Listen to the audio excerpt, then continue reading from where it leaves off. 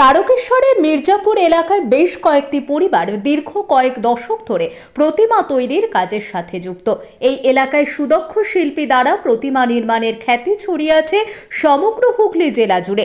ধনিয়াখালীর পারাম্বুয়া থেকে তারকেশ্বরের লোকনাথ পর্যন্ত দীর্ঘ 5 কিমি রাস্তার বেহাল দশা। পারাম্বুয়া এবং লোকনাথের মাঝে মির্জাপুর গ্রাম, ফলে বেহাল রাস্তা দিয়ে কিভাবে প্রতিমা নিয়ে যাবেন পুজো উদ্যোক্তারা।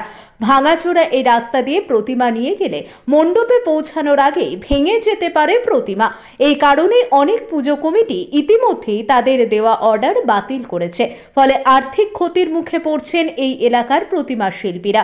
যদিও তারকেশ্বর পঞ্চায়েত সমিতির সভাপতি কৃষ্ণা অধিকারী রাস্তার বেহাল অবস্থা স্বীকার করে বলেন, মৃৎ শিল্পীদের আবেদনের ভিত্তিতে আপাতত রাস্তা মেরামতের ব্যবস্থা গ্রহণ করা হবে এই পুজোর আগেই।